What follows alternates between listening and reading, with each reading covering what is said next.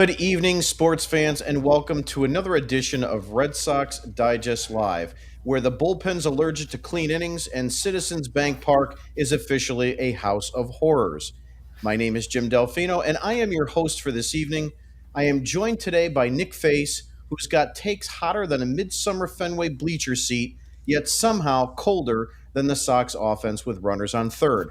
Listening to Nick is like watching a reliever warm up. It's chaotic, it's loud, and you're not sure it's helping, but you can't look away. I'm also joined tonight with Thayer Doyle. Thayer's sarcasm is so sharp it has its own war stat, and it's negative. He's the only guy who can make a walk-off win sound like jury duty. If dry humor were a moisture level, Thayer would be classified as desert wind. He once got mistaken for a Philly fan just from the tone of his sigh, and his optimism, rumored to exist, last seen in the David Ortiz era. The Boston Red Sox are now 55 and 49 on the season. They exploded for 6 runs in the fifth, walks, chaos, and a Romy Gonzalez grand slam. They had Philly fans checking their blood pressure.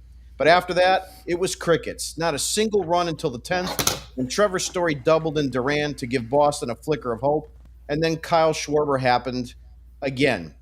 Then, in the top of the 11th, Mr. Interference himself hit a 2-run laser to left field to give the Red Sox a 9-7 victory over the Phillies.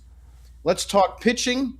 Lucas Giolito gave up 4 runs of Please Don't Look at My ERA, while the bullpen played hot potato with the lead. Meanwhile, the Phillies got 4 home runs from Harper, Schwarber, Castellanos, and Stott like they were auditioning for next year's home run derby. As always, let's get into it. Thayer, I'd like to start with your initial takes and reactions. Well, I originally said it was going to be 2 out of 3 in the Red Sox favor. We were looking like it was going to be possible before Narvaez, or actually really before Hicks got into us on Monday. We should have taken 2 out of 3 from this team. They are very similar to us. Their bullpen is very, very weak. They have a few offensive-minded players in the top of their lineup. The bottom of their lineup is not necessarily the best. Really, the difference was Wheeler and Sanchez. Those were his performance yesterday was outstanding. We just couldn't hit him. I have to say that I am pleased in the fact that the Red Sox bounced back today. They very easily could have just rolled over and just taken it right on the chin, and this game could have been 10-0 instead of what we saw. So a credit to them for not rolling over. Granted, it did take sort of an effort from God to walk half the ballpark and then lay the change up right down the middle to Romy, but they allowed it. They were patient in some of their bats, so that's a positive. Now we talked about this massive series with dealing with the Cubs, dealing with the Phillies, and then the Dodgers. We have to take 2 out of 3 from the Dodgers. Thankfully, Nick, they won today, so maybe they're not going to be coming in for blood. Nick, your initial reactions to tonight's victory. Well, I want to give you the victory first, Jim, on that Emmy Award-winning opening for the both of us right there. I mean, that's a round of applause right there on that. That is the best one that's been done yet. So take a bow there, sir. Thank you very little. You're welcome. I have to say, I don't like to be a negative person. I don't. I'm a very reactionary type of... Don't give me that look. I'm a very reactionary kind of guy. As we're talking, if you're in the chat, it became 5-0 at one point. I said, I'm out. I'm going to take a walk. I had to clear my head because I was just like, here we go. It's going to get a sweep. And then I walked away for a little bit. And then my phone started going off. Look at Romy. Look what he did. Grand slam. We took the lead. And I said, what? What just happened? A little luck came the Red Sox way. And we snuck out the victory here tonight. Does it change how I feel about this team right now? No. When you strike out 16 times a game, when your leadoff batter, who really wasn't your leadoff batter tonight because there was a lefty going, so you had to drop him down, strikes out 4 times a night. When you have guys that are up there just trying to torpedo the baseball at every opportunity to launch home runs left and right, I question how this is sustainable. Sustainable is the lead word here of the night for me. This very well could have been a 3-game sweep. 3-game sweep for the Phillies. I give Carlos Narvaez a lot of credit for that tomahawked home run in the 11th to give the Red Sox the 9-7 lead at the time. He's been under a lot of criticism.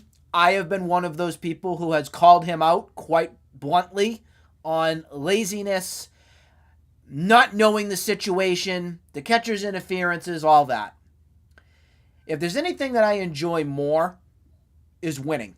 I enjoy winning, and I like seeing the team produce when they do. But it's for me to get sometimes be wrong. And wrong for the good. Meaning the team is going to come out and win, or a player comes out of their slump and does something meaningful and productive to win a game, or to get them into a stage where they're going to be okay. So you know what? Carlos Narvaez, credit to you, sir. You silenced critics like myself. You got the job done tonight. And you've made me feel a little bit better tonight about at least having somewhat confidence in our catching situation here for the Red Sox. I'm still stunned. We pulled this out, but we'll take every win that we can. Yeah, we have to scratch and claw for every one of these, especially against good competition. It's very hard to be happy about taking 1 out of 3 from the Phillies and 1 out of 3 from the Cubs. I mean, obviously it could be worse and we could have gotten swept, but this was a hard win. And I mean, the thing about Narvaez, he obviously was able to shake off a lot of that and kind of didn't let a lot of this get to him emotionally or impact his game. He had a great game. He had the game-winning home run. I still like him. I still think he's one of my favorite players on this roster. And, I think the biggest issue is, and we've all been in agreement, is his overuse and the fact that we don't have a backup catcher. I mean, at this point, I would just have Romy Gonzalez play catcher if I had to. I mean, it's really that bad. Connor Wong, we've talked a million times, gives you nothing. And Cora knows it. There's no way that he's going to, pinch hit for Narvaez, pinch run. He can't do it because you can't bring Wong into that game. And it's not even a matter of Wong not being good offensively. He's also pathetic defensively.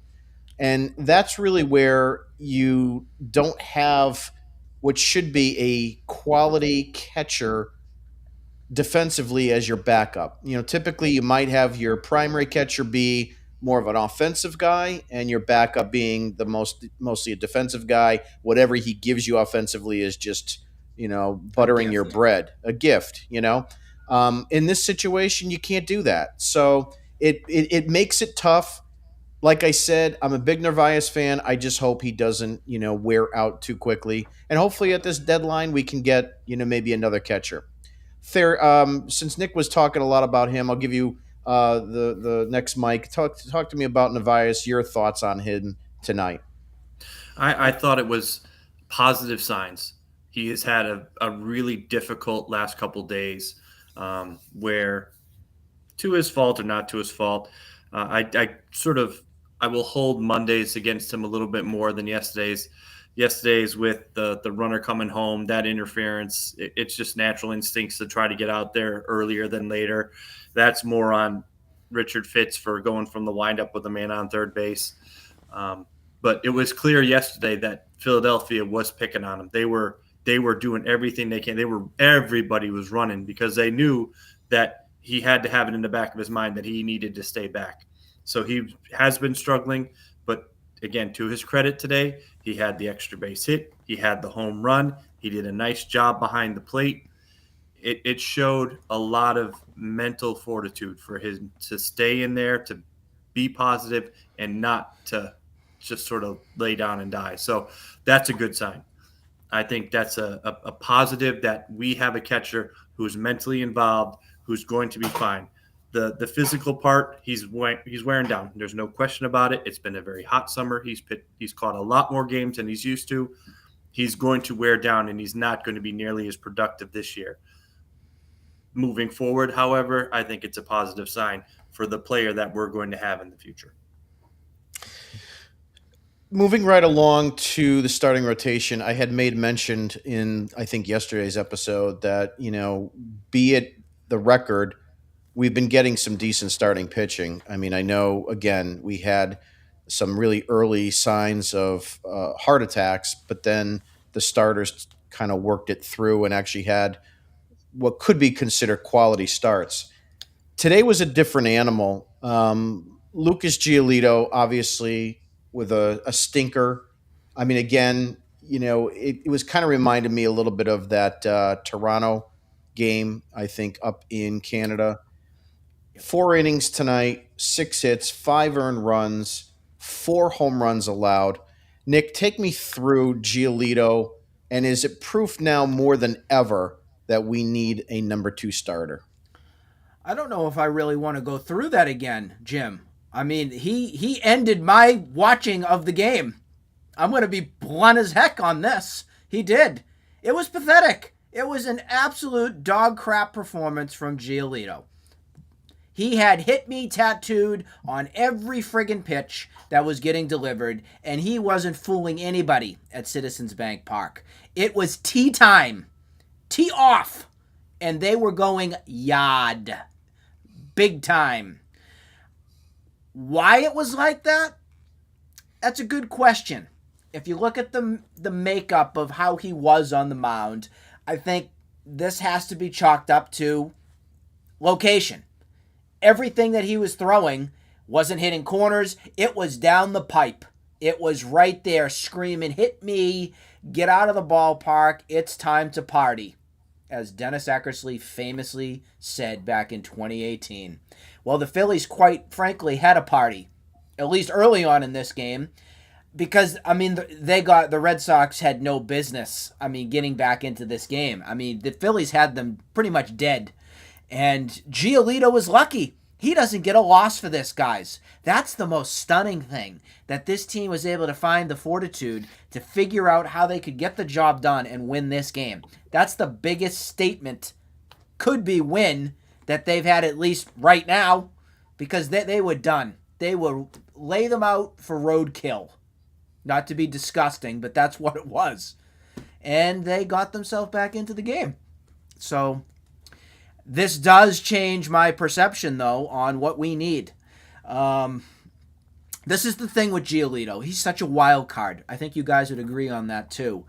You don't know sometimes what you're going to get. We were on a good stretch there where we played far less superior teams. So he's going to beat upon those teams pretty well. The struggle here is figuring out what is he? Where does he slot in? I think I feel most comfortable with him as a 3 or 4. But the problem here, you have Bello, who we don't really want to put that number 2 name onto him right now. And Walker Buehler just came off a gem this past Monday. I'm not sliding him anywhere. He's my 5 guy. So you desperately do need a number 2 starter.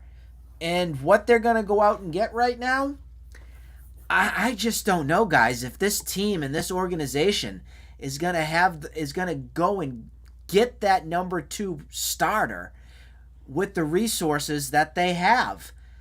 Case in point, if you're going to go out and get a number 2, you aren't going to get anything more than a bag of big league chew for Jarren Duran. So all you people out there that are continuing to harp on, we're just going to put Duran in for the Twins. Duran can go to the Padres for this great, for Dylan Cease, or he can go to the Twins for Joe Ryan. What are you people smoking? Like, where is the sense of reality with some of these people? We're just going to throw Duran. Let's just put Wilyer Abreu. If one of these teams gladly wants to take Jarren Duran off the hands of the Red Sox, I'll go get a duck boat right now, and we'll go celebrate, and I'll go take a ride around town. Because it's insanity for a Major League Baseball team. He's got speed. He can lead off. He can do this. This season? You kidding me? So that's my stance on at least the Giolito and the pitching front. It's just going to be a matter of what price are you going to pay? So my take on this has been pretty clear.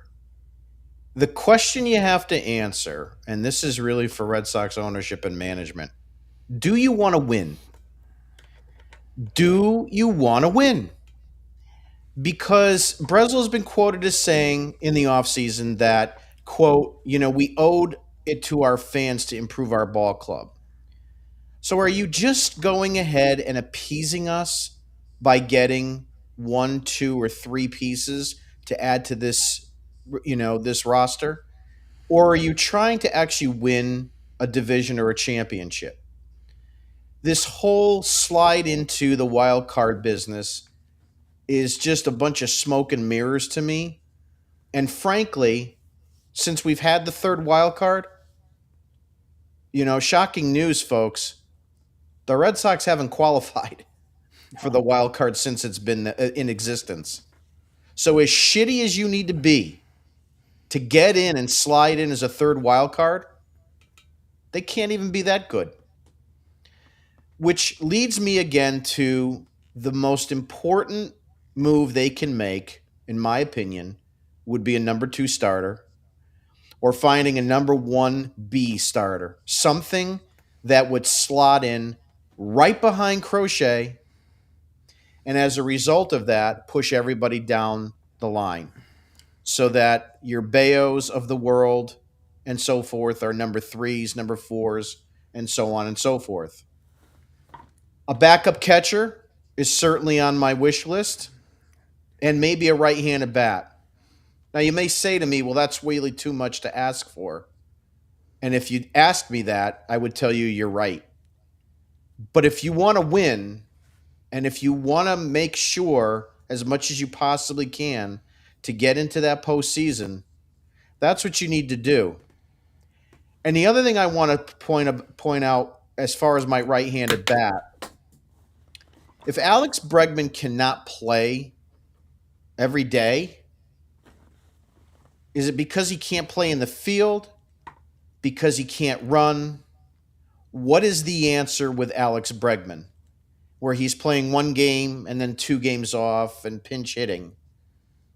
If that's the case, and it really boils down to the fact that he can't play the field, then I think you need to DH him.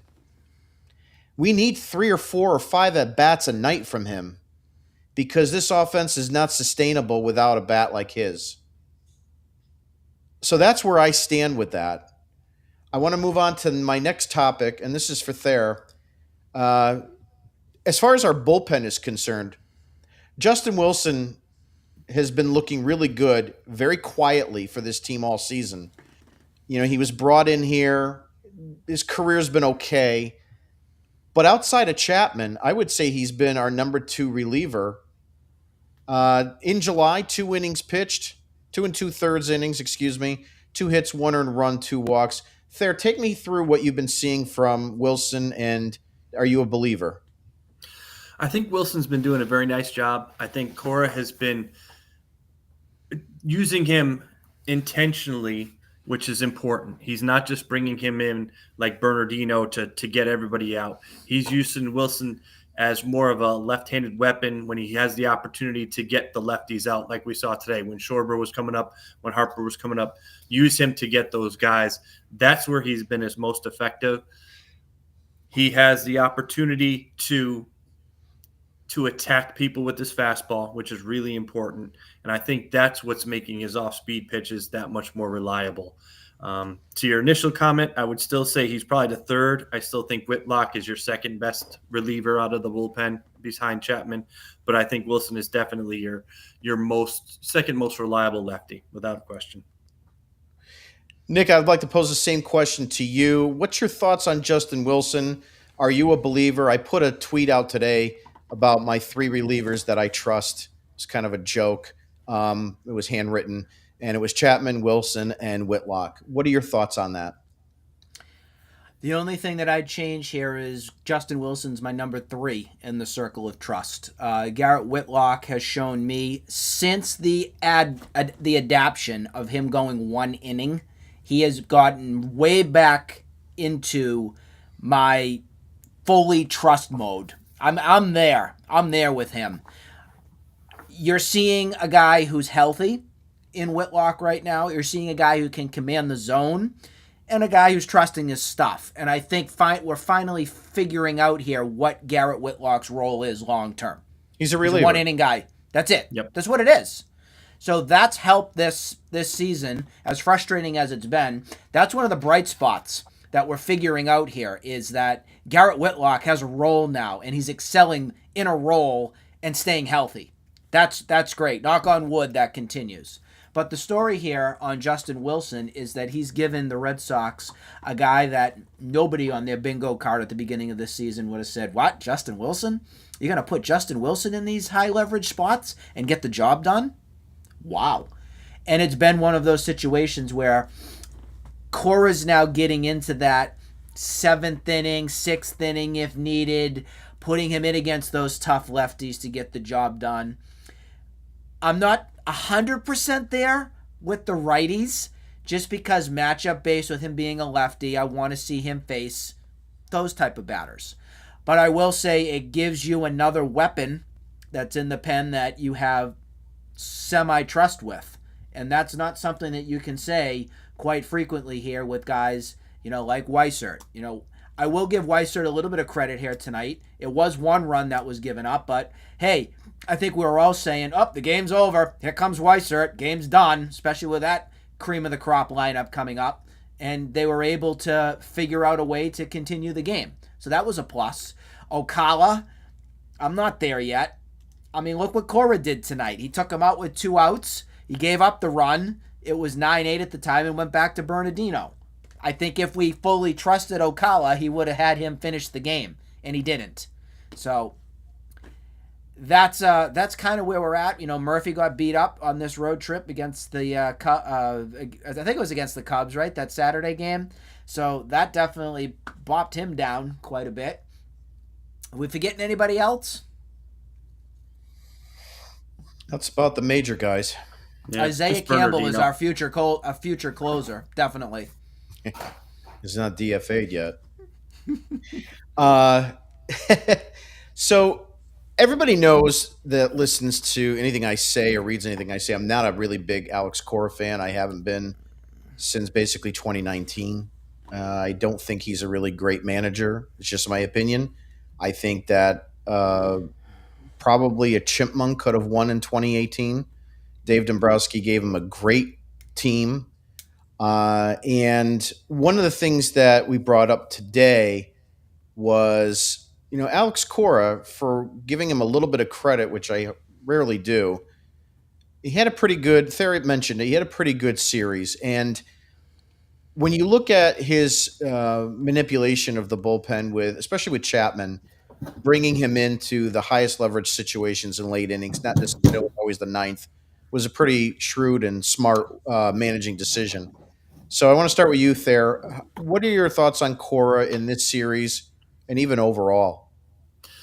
I thought he did a really nice job this series. And I got to say, really, since we sort of came back from the break, the manipulation that he's been doing with Chapman, like you talked about, how he's been able to use Whitlock in situations, I've really thought he's done a very intelligent job of that. And even with this pinch hitting, the bringing in Bregman for the pinch hit home run, using him today, doing things beyond the normal, which is important for him. He's starting to get creative again, which I think is important. And also, to his credit, he has allowed the starters, especially since they've been getting hit early on, he's been giving them a little bit more leeway, getting them a little later in the games, where I think earlier in the season, especially after what we saw with the Cubs series, after getting hammered in the first 2 innings, he might have pulled those guys earlier than he did, and that was causing a lot of strife within the bullpen. He allowed them to go 5-6. We saw that, Giolito and Bayo almost got quality starts.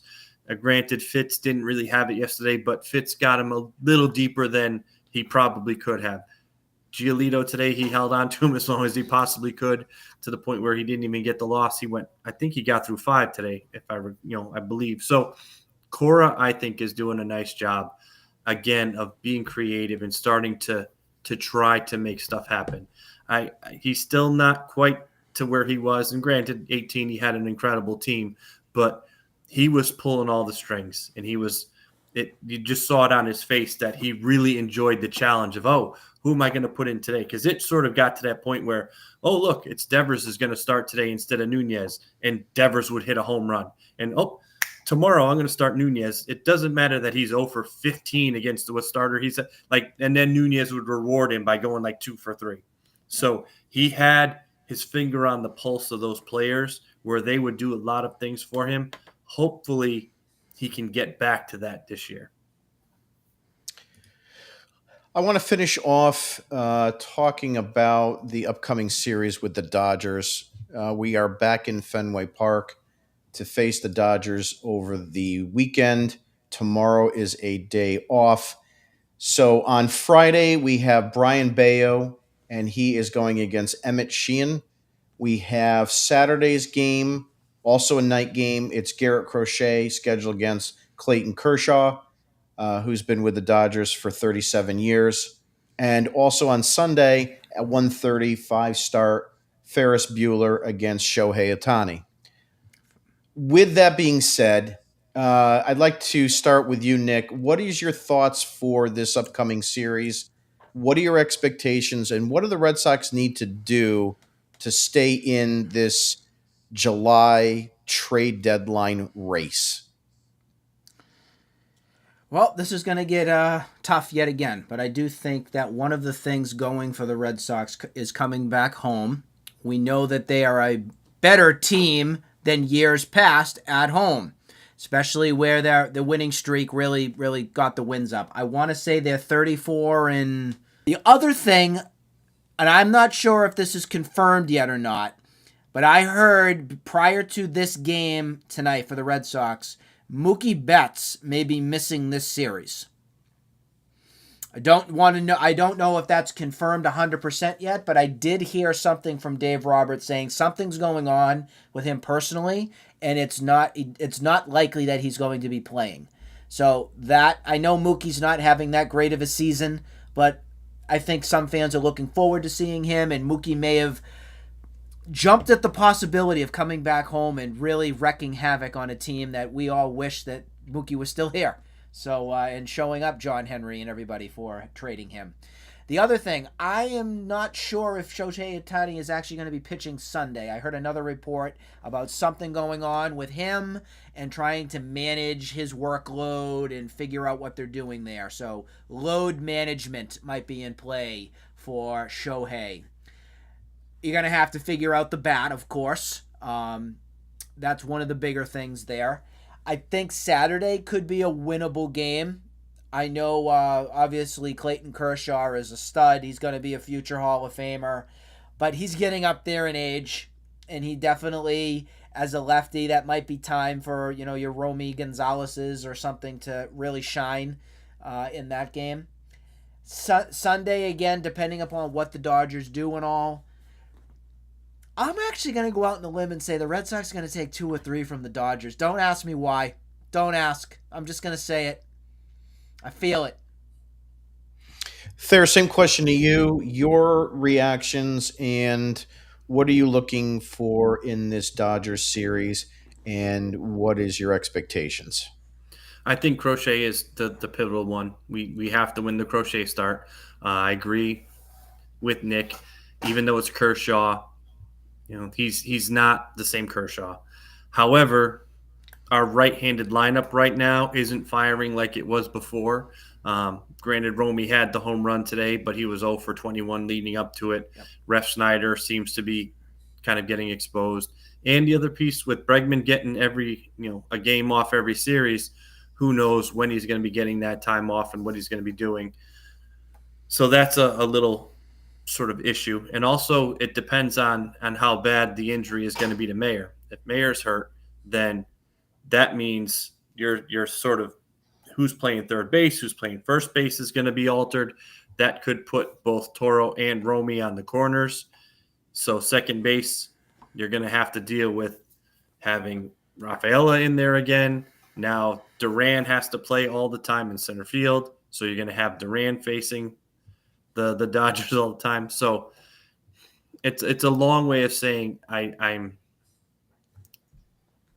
agree with Nick. I think the Sheehan game, they can get game one. I trust Bayo. The Dodgers pitching staff is not very good, and especially if Betts doesn't come, just having him in that lineup makes it a little bit of a different story when you have to deal with even though it's not the same Betts as in the past, it's still Mookie Betts. So you have to be respectful as a pitcher and deal with that.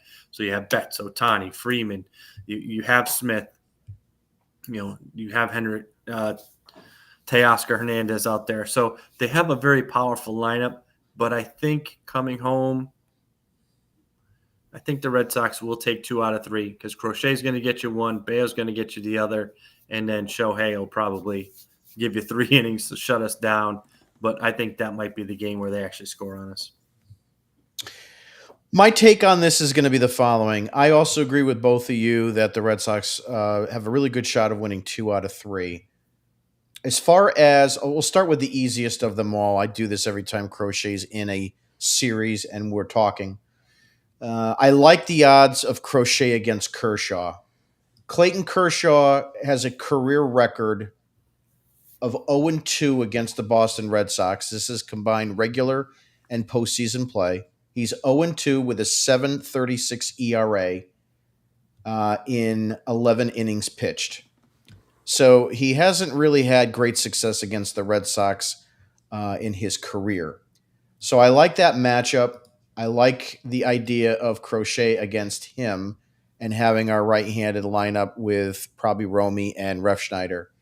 And I think if you get a typical Crochet start, which is why I've talked about before, having good starting pitching, guys you can rely on, makes all the difference in the world. We should win that game. I like Bayo against Sheehan for a couple reasons. Sheehan I see as a rookie. He's only got 16 some odd innings in his career. And he's 1-1 with a 4.41. Obviously LA is a great market, but coming to Boston, he might have the jitters. I don't know, especially if our crowd can really get into it. And the other thing, Jim, is this kid, Sheehan, is from Boston. He went to BC. Okay. So the emotions are probably going to be a lot for him to handle. Right. And that could be good or it could be bad. Typically, as an opponent, they're usually bad, but, we'll see. So, advantage Red Sox, advantage Bayo, if you get a decent quality start and the bats don't go silent. I think those are the two that you can win. The third one is going to be the question mark. If Shohei Ohtani is going to pitch, or is he not going to pitch? He's not going to pitch. It is confirmed. He is not pitching this series. Okay. I saw it from ESPN asked Navarez about facing Shohei Ohtani on the mound next series, but he is not going to be pitching. So that is confirmed. Okay. Because I was going to say, my initial thought is that he could be rusty, right?